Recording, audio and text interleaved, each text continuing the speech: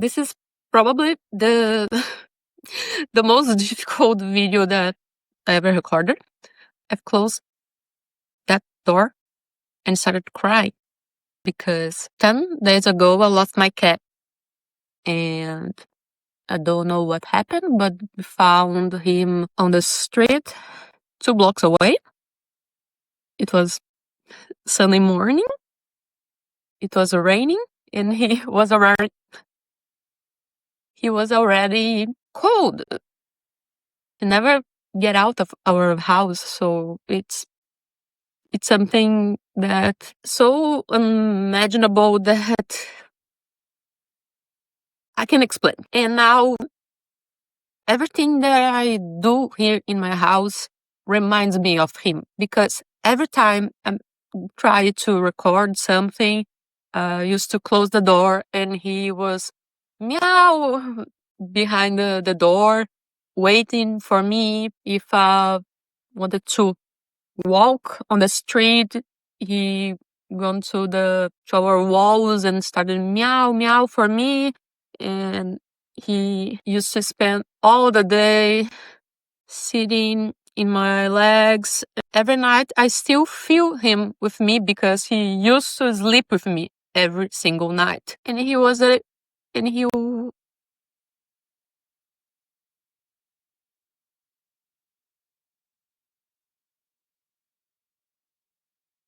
and he was just 4.5 years old. He was so young. And I understand that a lot of people don't like pets or just don't feel anything different. And I know I'm a huge animal lover, but the reason for me wanting to record this video is to talk about grief. And grief sometimes can be something you feel for a pet, for a person you love, you have in your life. And sometimes it's for other simple things, that like a moment in your life, a job that you missed, a moment that you know it's not not gonna happen anymore. And the thing about grief is every person feels in a different way. And there's no such thing as a correct way for you grief. I'm the kind of person that say you should let your emotions go, you should cry, or you have to cry, and you should feel it for the time you have to feel it. But I know there are a lot of people that are really different than me. And I want to talk about something that we could share and maybe try to help everyone at least a little bit. There was many times in my life that I kind of feel like grieving, like not processing something.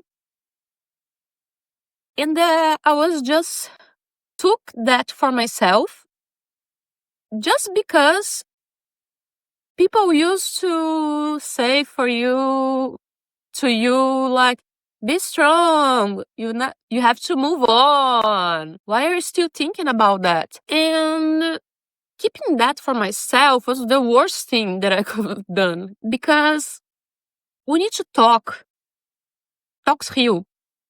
From the most part of my life, I didn't talk about anything, and I can tell you for sure it was the worst time in my life.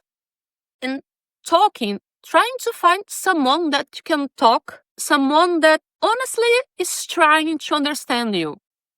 Because there are a lot of things that for us is so different, and it's difficult to give you an example, because for me,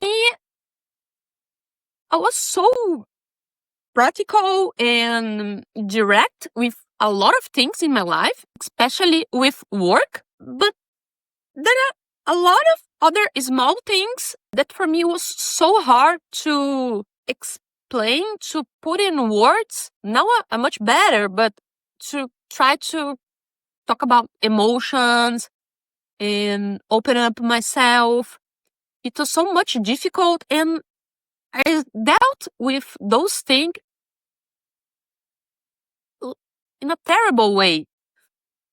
So I've tried to talk with the wrong people many times, but it's those things that we learn in life. But really try to find someone to talk. That's the most important thing. I am sure I didn't make a script for this video because I'm all messy. I couldn't record anything in these last few days, but I felt like I needed to bring it up. This. You probably already heard about the 5 stages of grief, and there are a lot other studies that talk about 7 stages, but let's keep with the 5 stages. It's denial, anger, bargain, depression, and acceptance. It's not necessarily like one then other. They are all mixed. And for the first week, I was in this complete denial because when I lost my cat, it was so strange what happened. I couldn't believe, because I was in my house and like a neighbor came and asked, like, you have a cat, and I saw them over there, like giving like a reference point. I wanted I I didn't wanted to ask anything, but my father, is he is his dad? And she moved like agreeing with my dad, and I just was thinking like, no, it's not him. It's not him. I go running for that, and I just fall in the middle of the street. I couldn't reach him because I saw him on the street. And I started crying because it was impossible what happened. So I've been in complete shock this last week, and I still can't believe it. But at the same time, I know it's not my fault, but I keep asking me. I've came to live with my parents 1.5 years ago because my dad was with cancer. And I always valued my family so much, and I wanted to be with them in this moment. Everything went okay with my father, but I used to live in an apartment, and I keep asking me, like, if I didn't move it, if I stay in São Paulo, in my apartment, he was gonna be with me. But I know it's something that everybody is gonna ask themselves. Because if you analyze our lives backwards, there are always something we could change and make life change. But it isn't our fault. I know I make the right I know I make the right decision at the time. I really wanted to be with my parents. It was a very difficult moment in our family. But yeah, feeling like this is normal because we cared, we loved, and maybe it wasn't a cat, maybe it was a person that you lost, an opportunity that you lost.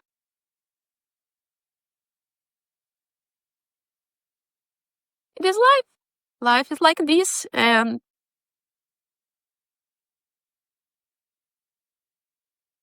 sometimes you you sometimes you're not gonna cry like me.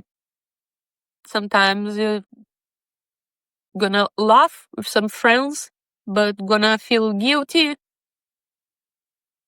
Other times you can feel just confusing, like empty. People react in so many different ways. But inside we are almost the same. We felt similar things. A lot of similar thoughts comes in our heads. And nobody can see the future. And nobody can change the past. So we need to focus on what you have now. And for everything that my cat taught me. And he gave me so much love. I didn't even put makeup today because I knew I was gonna cry a lot. Because like I'm a crybaby. And what I feel these past 10 days is life is so fragile. In just a moment, you can lose someone, something so important to you. And because of that, I'm really thinking, I don't have a strength now, but I keep thinking with myself of how I need to make things different. I need to do the things that I always dreamed. Because life passed so fast. I always had this problem of being like the person that studies a lot, plans a lot, but take a lot of time and effort to do something. And I know I really need to do things more quickly. I've been thinking about doing some specific things like traveling, but I was being comfort again with planning. And with all that happened, now I just forcing myself to do more for me because I'm gonna cry again. Because my cat, he gave me so much love all his life, and I know that he loved me so much, and he would wish me the best. And I really feel like need to do something good for me because of him. Maybe you guys don't believe, but I always thought about animals. They have like this sixth sense. I don't know. It's like they feel, they can predict things, they can take our pain. And for me, it was like he was sending me a message to just go, do something, move your life. And for me, it's so difficult. It's been so difficult to be in this house. I love here. I love my parents, but everything here reminds me of him. And it hurts so much, so much. I'm feeling like his memories are trying to expel me from here. Like, your time here is over. You need to move out for where I don't know, to do what I don't know. And it's now for me to discover a new moment in my life. One of the most beautiful things I believe we as human beings have. It's how we can really adapt fast. I know it's difficult to deal with the loss of someone precious to us, but if we change, we move, we try something different, we're gonna to adapt fast. So one of other thing that I wanted to share is this: try something different. If you can move from where you live, try to learn something. Try to find a hobby. I know we have to deal with our emotions, but we have the time for that. But we can also try to put our focus on something. Every time in my life that something wasn't working for me in any ways, I try to focus a lot in my work. I used to work like 10, 12 hours a day in companies, and now I don't have that anymore. Explain what I'm doing right now, because I'm not like a freelancer, just a finance advisor or anything. I'm doing like many things, but it's not something that I can put hours and hours to working like in a company you can put it. I'm trying to focus on what I'm gonna do for now and on, because I can't be here anymore. I don't know how long it's gonna take that you still gonna see this scenario. Maybe it's gonna take a long time because like I'm resilient. I can deal with pain, suffer and stuff. I'm used to it.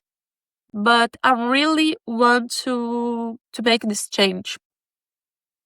I need it. One thing I can make sure for you. The first days that my cat passed away, I was really, really sad, crying a lot. And the feeling, it's so different from depression.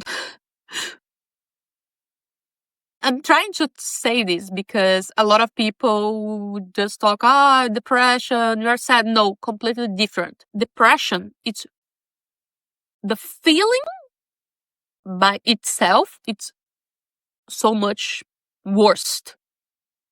But I would prefer to have the depression and be with my cat. But like this sadness, I know it's gonna pass. I can continue to cry a lot. I had a dog, like, he died 6 years ago, but it took me 1 year to stop crying about him. That's how I am attached to my pets. And depression and sadness are completely different things, and never mix them. You can have both, but it's not necessary the two of them. I really didn't want to make a video like giving you tips like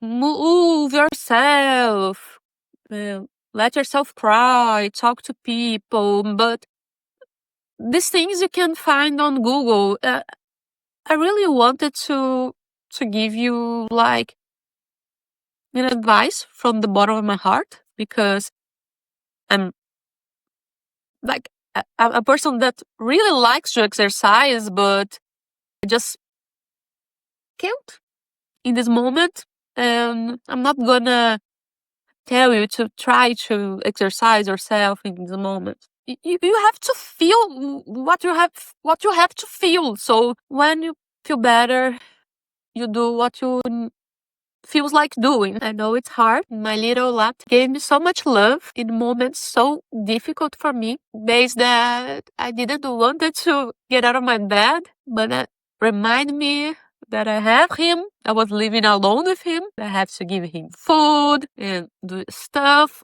And that was the happier things in my day, because I love it to take care of him. He helped me so much, so much. And for me, like, when I saw him cold in the rain, I just thought, I can't believe it. He didn't deserve to go like that, alone, cold, but I couldn't do anything. And it's not my fault. I don't know what hurt me more, if it was the way that he died, or because he died so young. I hope if someone someday found this video useful, I'll be very glad. If no, at least I'll have a record of my little baby cat that passed away so young. Bye bye.